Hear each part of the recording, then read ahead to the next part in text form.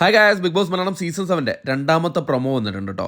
രണ്ടാമത്തെ പ്രൊമോയിലെയും താരൻ നെവിൻ തന്നെയാണ്. നെവിനെ എടുത്ത് അലക്കുന്നതാണ് രണ്ടാമത്തെ പ്രൊമോയിലും കാണിച്ചിരിക്കുന്നത്. ആദ്യത്തെ പ്രൊമോയിൽ നെവിനെ എടുത്ത് അലക്കുന്നതായിരുന്നു, രണ്ടാമത്തെ പ്രൊമോയിലും അങ്ങനെ തന്നെയാണ്.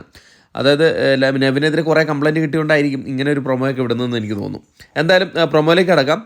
ലാലേട്ടൻ വന്നിട്ട് നെവിൻ്റെ അടുത്ത് ചോദിക്കുകയാണ്, നെവിൻ ഷാനവാസുമായിട്ട് എന്താ പ്രശ്നം എന്ന് ചോദിക്കുകയാണ്. അപ്പം നമ്മുടെ നെവിൻ പറയാണ്, അയ്യോ ലാലേട്ട, ഷാനവാസുമായിട്ട് അതൊരു ഇൻറ്റൻഷ്യലി ചെയ്തതല്ല എന്ന് പറയണം. ഇൻറ്റൻഷ്യലി അല്ലേ? കണ്ടു കഴിഞ്ഞാൽ അത് ഇൻറ്റൻഷ്യലി ആണല്ലോ, ഇൻറ്റൻഷ്യലി ആണത്.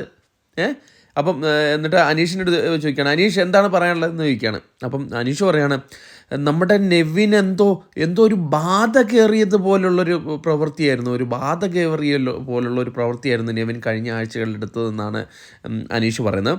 അത് കഴിഞ്ഞിട്ട് നമ്മുടെ ആദിലെടുത്ത് വയ്ക്കുകയാണ്. ആദിൽ പറയാണ്, ഈ കിച്ചൺ ടീമെല്ലാം ഭയങ്കര എന്തോ ഒരു സ്ട്രെസ്സ് ചെയ്ത പോലെ, ബാക്കിയുള്ളവർക്ക് സ്ട്രെസ്സ് കൊടുക്കുന്ന പോലെയാണ് അവർ പെരുമാറിയെന്ന് പറയണം. അത് കഴിഞ്ഞിട്ട് ലാലേട്ടൻ തുടങ്ങുകയാണ് അങ്ങോട്ട്, നെവിൻ ഇത്തവണത്തെ എവിക്ഷനിലുണ്ടോ?